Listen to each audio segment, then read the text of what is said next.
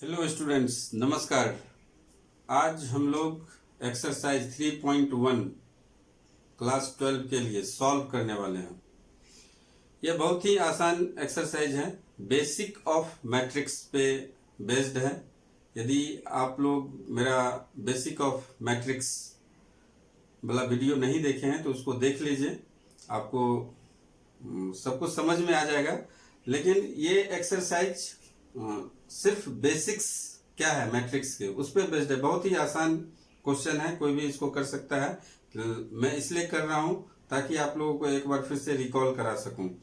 तो लेकिन उसके पहले हम आज का यूएफओज के बारे में बता देते हैं। आज का यूएफओज है triangular number. Triangular number students, आप लोग एक सीरीज देखे होंगे 1, 3, 6, 10। ये ट्रेंगुलर नंबर इसको बोलते हैं। क्यों बोलते हैं? यदि कोई ऑब्जेक्ट है, 3 ऑब्जेक्ट है तो उसको ट्रेंगल के शेप में हम लोग अरेंज कर सकते हैं। 6 ऑब्जेक्ट है तो उसको भी एक इक्विलेटरल ट्रेंगल के शेप में अरेंज कर सकते हैं। 10 ऑब्जेक्ट है तो उसको भी एक इक्विलेटरल ट्रेंगुलर एरे हम लोग इक्विलेटरल ट्रेंगुलर एरे बना सकते हैं। जैसे कि मैट्रिक्स भी क्या है, एक एरे ही है, उसी तरह यहाँ भी ट्रेंगुलर नंबर क्या है, एक एरे है जो इक्विलेटरल ट्रेंगुलर शेप में होता है। तो 1, 3, 6, 10। अगला जो हमारा फर्स्ट ट्रेंगुलर नंबर है 1 है, सेकंड 3 है, थर्ड 6 है, फोर्थ 10 है, तो फिफ्थ कितना होगा? फिफ्थ 15 होगा। ये कैसे आता है, कौन सा फॉर्मूला अप्लाई होता है? तो nth ट्रेंगुलर नंबर कैसे आप फाइंड आउट करेंगे? तो nth ट्रेंगुलर नंबर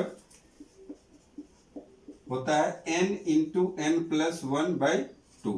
अब n इज इक्वल टू 1 रखिए तो क्या हो जाएगा? 1 इंटू 1 प्लस 1/2 यानी 1 आ जाएगा। फिर 2 रखेंगे तो 3 आएगा, 3 रखेंगे तो 6 आएगा, 4 रखेंगे तो 10 आएगा, 5 रखेंगे तो 15 आएगा। इसी तरीके से आप सीरीज का अगला टर्म्स बता सकते हैं। बहुत ही इंटरेस्टिंग नंबर है। इसके बारे में और भी इंटरेस्टिंग बात मैं अगले वीडियो में बताऊंगा। बहुत ही ज्यादा इंटरेस्टिंग नंबर है ये। तो आइए सॉल्व करते हैं एक्सरसाइज में पहला क्वेश्चन है, इन द मैट्रिक्स A25। ये दिया हुआ है आपका मैट्रिक्स। इसमें कह रहा है the order of the matrix. तो ऑर्डर ऑफ द मैट्रिक्स क्या होता है? R1, R2, R3। ये 3 रो है, ये C1, C2, C3, C4। तो ऑर्डर क्या हो गया? Number of rows multiplied by number of column. तो इसका ऑर्डर कितना हो जाएगा? नंबर ऑफ रोज 3 है और ये 4। द नंबर ऑफ एलिमेंट्स, तो नंबर ऑफ एलिमेंट्स काउंट कर लीजिए या जो ऑर्डर है उसी को मल्टीप्लाई कर दीजिए। 3 4 जा 12।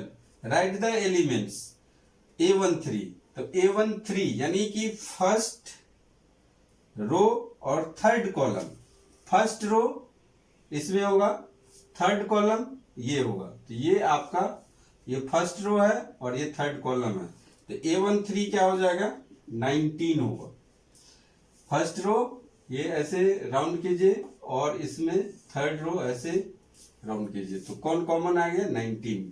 तो 19 हो गया। उसी तरह आपका A21 second row first column. Second row में सेकेंड रो और फर्स्ट कॉलम का कौन सा एलिमेंट होगा? ये होगा 35। और उसी तरह A33 third row third column. Third row third column यहाँ पे आप लोग देख रहे हैं क्या है? -5 है, तो इसको आप -5 लिखिए। A24 second row fourth column. Second row और फोर्थ कॉलम क्या आएगा? 12। तो ये 12 होगा। और A23 second row third column. Second row third column, तो 5/2 आएगा, यहाँ पे 5/2। देखते हैं दूसरा question. Second number question, if a matrix has 24 elements, number of elements 24 है, what are the possible order it can have? possible order क्या क्या हो सकता है? यानी एलिमेंट्स यदि 24 है तो नंबर ऑफ रोज और नंबर ऑफ कॉलम्स कैसे हम 24 को डिवाइड कर सकते हैं? तो नंबर ऑफ एलिमेंट्स है आपको, नंबर ऑफ एलिमेंट्स यहाँ पे दे दिया है 24। तो पॉसिबल ऑर्डर्स क्या क्या हो सकता है? पॉसिबल ऑर्डर्स आर 1 रो और 24 कॉलम हो सकते हैं। 1 रो 24 कॉलम, या नहीं तो 24 रो और 1 कॉलम। यानी मल्टीप्लीकेशन क्या आना चाहिए? रो और कॉलम, नंबर ऑफ रोज और नंबर ऑफ कॉलम्स का मल्टीप्लीकेशन क्या होना चाहिए? 24 होना चाहिए। m इंटू एन क्या होगा? 24। तो m और n का वैल्यू क्या क्या हो सकता है? तो पहला 1, m को यदि आप 1 लेंगे तो इसको 24 लेना होगा तभी 24 होगा, या इसको यदि m को आप 24 लेंगे तो n को 1 लेना होगा तभी 24 होगा। अब मान लीजिए 2 रो है तो कितना कॉलम होगा? 12, या नहीं तो 12 रोज होंगे और 2 कॉलम होंगे। सेम ही चीज यहां से आप चेक कर सकते हैं।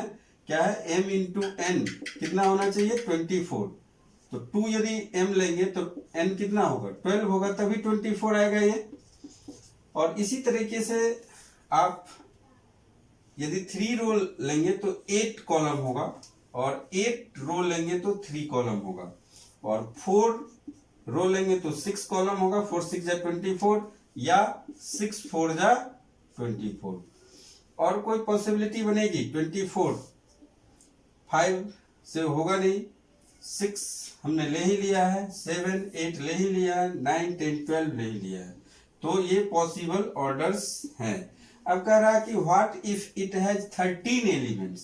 तो m इंटू एन क्या होना चाहिए? 13 होना चाहिए। तो यदि आप इसको 1 लेंगे और 13 से मल्टीप्लाई करेंगे तभी 13 होगा। तो इसका पॉसिबल ऑर्डर होगा 1 इंटू 13 या 13 इंटू 1, या इसको 13 लीजिए 1 लीजिए। तो या तो ये क्या होगा? यदि प्राइम नंबर्स हैं यहाँ पे, तो प्राइम नंबर्स है तो या तो रो मैट्रिक्स मिलेगा या कॉलम मैट्रिक्स मिलेगा। थर्ड नंबर देखते हैं। सेम क्वेश्चन है, if a matrix has 18 elements, 18 elements दिया हुआ है, इसका मतलब number of rows multiplied by number of column is equal to 18 होना चाहिए, यानी m बाई n 18 होगा। तो m यदि आप 1 लेंगे तो n कितना लेना होगा? 18 लेना होगा। तो ऑर्डर क्या हो जाएगा? 1 इंटू 18 होगा, या नहीं तो 18 इंटू 1 हो जाएगा। m को आप क्या लीजिए? m 18 लीजिए, तो n क्या होगा? 1 होगा। तो 18 इंटू 1। उसके बाद m यदि आप 2 लेंगे तो n क्या हो जाएगा? 9 होगा। तो ये हो जाएगा 2 इंटू 9 18, और या नहीं तो m 9 लीजिए, n 2 लीजिए, तो ये हो जाएगा 9 इंटू 2, 9 2 जा 18। और कोई पॉसिबिलिटी हाँ बन सकती है, m इज इक्वल टू 3 लीजिए तो n इज इक्वल टू 6 होगा, यानी 3 इंटू 6, ये भी पॉसिबिलिटी है। या नहीं तो आप m इज इक्वल टू 6 लीजिए और n इज इक्वल टू 3 लीजिए, तो 6 3 जा 18। तो ये पॉसिबिलिटी है। 1 by 18, 18 by 1, 2 by 9, 9 by 2, 3 by 6, 6 by 3, और 5 है तो दो ही पॉसिबिलिटी होगी। प्राइम नंबर है तो 1 बाई 5 और 5 बाई 1, यही पॉसिबिलिटी होगी। देखते हैं fourth number. Fourth number question, construct A 2 by 2 matrix A is equal to matrix of Aij whose elements are given by Aij is equal to I plus j whole square by 2, यानी ijth element जो होगा वो क्या होगा? I plus j whole square divided by 2 होगा। तो आपको 2 by 2 matrix बनाना है, तो 2 बाई 2 मैट्रिक्स बनाना है तो क्या क्या एलिमेंट हो सकता है? A11 हो सकता है, A12 हो सकता है, A21 हो सकता है और A22 हो सकता है। ये आपका 2 बाई 2 मैट्रिक्स है। A11, तो A11 आप पहले फाइंड आउट कीजिए। A11 में आपका यहाँ पे I कितना है? 1 है, और J कितना है? 1 है। ये A11 है, I क्या है? 1 है और J 1 है। तो इस फॉर्मूला में जब आप रखेंगे Aij जो ऊपर में दिया हुआ है, तो A11 के लिए आपको क्या करना होगा? 1 प्लस 1 स्क्वायर डिवाइडेड बाई 2, तो ये हो जाएगा 2 स्क्वायर बाई 2, यानी कि 2 आएगा। फिर आपको A12 निकालना है, इसमें क्या है, I 1 है और J 2 है। तो A12 क्या हो जाएगा, यहाँ पे देखिए I की जगह में 1 रखिए और J की जगह में 2 रखिए, स्क्वायर कीजिए बाई 2, तो 3 का स्क्वायर 9/2 आएगा। फिर आपको कैलकुलेट करना है A21, तो A21 यहाँ पे I कितना है, 2 है और J कितना है, 1 है। तो आप जब इसको कैलकुलेट करेंगे A21, तो I के जगह में क्या रखेंगे, 2 प्लस J के जगह में 1 डिवाइडेड बाई, इसका स्क्वायर कीजिए पहले, फिर 2 से डिवाइड कीजिए, तो ये भी आएगा 9/2। और फिर A22, तो फिर से 2 + 2 का स्क्वायर डिवाइडेड बाई 2, यानी कि ये 4 स्क्वायर बाई 2 हो जाएगा, यानी कि 8 आ जाएगा। तो ये सारे एलिमेंट्स आपको फाइंड आउट हो गए। इसको आप इस रेक्टेंगुलर एरे में रख दीजिए।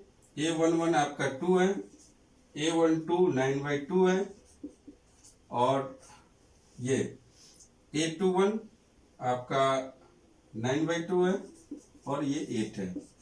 यही आपका 2/2 मैट्रिक्स हो गया।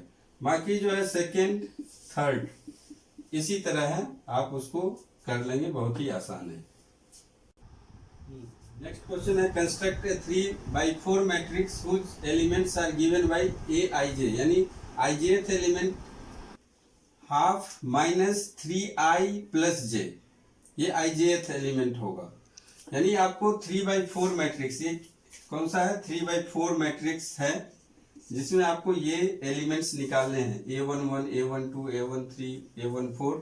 तो A11 जब आप निकालेंगे, A11, तो यहाँ पे I क्या है, first row and first column, तो ये एलिमेंट निकल जाएगा A11, ये I = 1 है, J = 1 है, तो A11 क्या हो जाएगा आपका, क्या दिया हुआ है, हाफ, ये मॉड है, मॉड का साइन, -3 × 1 + 1, इसको सॉल्व कर दीजिए तो कितना आ जाएगा, हाफ -3 + 1, तो -2, और -2 मॉड के अंदर है तो प्लस हो जाता है, तो ये 2/2 यानी कि 1 हो गया।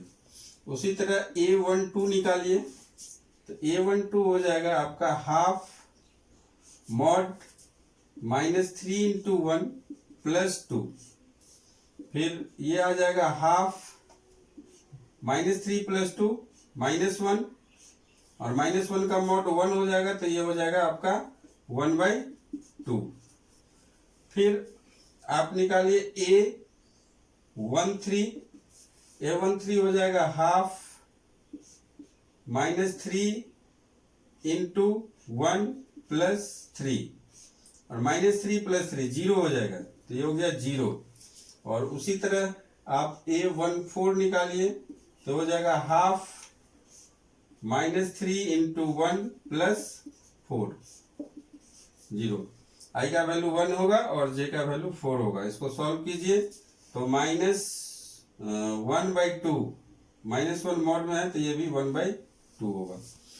उसी तरह आप देखिए A21 निकालिए, A21 ये हो जाएगा हाफ मॉड, I की जगह में क्या रखना है, 2 रखना है, तो -3 × 2 + 1, ये आएगा, ये हो जाएगा हाफ -6 + 1, कितना हो जाएगा, -5, और ये फिर मॉड के अंदर है तो +5 हो जाएगा, 5/2। उसी तरह A22 हाफ -3 × 2 + 2, ये कितना आ रहा है, -6 + 2 -4, और -4 मॉड के अंदर है, 4 हो जाएगा, यानी कि ये वैल्यू 2 होगा। और ये फिर आप लिखिए A23 हाफ -3 × 2 + 3, फिर इसको कैलकुलेट कीजिए, -6 + 3 -3, तो ये आ जाएगा आपका 3/2, मॉड के अंदर है तो माइनस प्लस हो जाता है। उसके बाद A24 है तो ये हो जाएगा हाफ -3 × 2 प्लस क्या हो जाएगा 4, इसको सॉल्व कीजिए, -3 × 2 = 6, -6 + 4 -2 2 हो जाएगा, यानी कि 2/2 1 हो जाएगा। तो इस तरीके से आप निकाल के A11 कितना है, 1 है, यहाँ पे रख दीजिए। A12 आपका हाफ है, यहाँ पे रख दीजिए। उसी तरह आप A31, A32, A33 कैलकुलेट करके यहाँ पे रख दीजिए, आपका आंसर मिल जाएगा। ये वही मैट्रिक्स होगा। देखते हैं next question. 6 number question, find the values of x, y and z from the following equations. ये इक्वेशन है, मैट्रिक्स के फॉर्म में दिया हुआ है। तो ये बीच में इक्वल साइन है, तो इक्वलिटी ऑफ मैट्रिक्स क्या होता है? तो two matrix are equal if and only if the correspond. हम क्या कह रहे थे कि two matrix are equal if and only if the corresponding elements of each rows and each column is equal. यानी हर एक रो का कॉरेस्पॉन्डिंग एलिमेंट क्या होना चाहिए? इक्वल होना चाहिए, तभी दो मैट्रिक्स इक्वल होगा। तो यहाँ पे 4 है और यहाँ पे y है, तो इसको क्या लिखेंगे? y = 4 होना चाहिए। y की जगह में क्या होना चाहिए? 4 होना चाहिए। उसी तरह z के जगह में क्या होना चाहिए? 3 होना चाहिए। और x के जगह में क्या होना चाहिए? 1 होना चाहिए। बस यही है, x, y, z का वैल्यू निकल गया। यहाँ पे दूसरा क्वेश्चन देखिए, x + y और यहाँ पे है 6, तो x + y के जगह में क्या होना है? 6 होना है। और यहाँ पे आपको दिया हुआ 5 + z = 5, 5 + z = 5, 5 + z यहाँ पे क्या है? 5 है। तो z = 5 - 5, तो ये तो 0 होना चाहिए, z = 0। और तो x और y का वैल्यू क्या होना चाहिए? xy = क्या आपको मिलेगा? xy की जगह में यहाँ पे क्या है? 8 है, तो xy = 8 होगा। तो x और y का वैल्यू क्या होगा? x + y 6 है और xy 8 है, तो इसको सॉल्व कैसे करेंगे? तो आपको एक आइडेंटिटी याद होगा, x - y का फॉर्मूला लगाइए, आइडेंटिटी। ये क्या होता है? x + y whole square -4 × xy। ये आइडेंटिटी याद होगा। यहाँ पे आप इसको रख दीजिए, x + y क्या है? 6 है, 6 का स्क्वायर -4 × 8, तो कितना हो जाएगा? ये 36 - 32 4, और ये हो जाएगा 2। तो x - y आ गया 2 और x + y क्या है? 6 है। तो इसको आप सॉल्व जब करेंगे तो -y + y कैंसिल हो जाएगा, ये 2x आएगा 8, यानी कि x = क्या हो जाएगा? 4, 8/2 4। फिर y का वैल्यू क्या हो जाएगा? 6 - 4 यानी कि 2। तो x का वैल्यू 4 है और y का वैल्यू 2 है, तो 4 × 2 = 8 हो गया और 4 + 2 6 हो गया, और 5 + z = 5 है, तो z 0 हो गया। तो इस तरीके से हम लोग कैलकुलेट करते हैं। इसी का थर्ड पार्ट है, देखते हैं क्या है। 6 का थर्ड नंबर है x + y + z, x + z और y + z। ये मैट्रिक्स दिया हुआ है। दो मैट्रिक्स इक्वल कब होता है?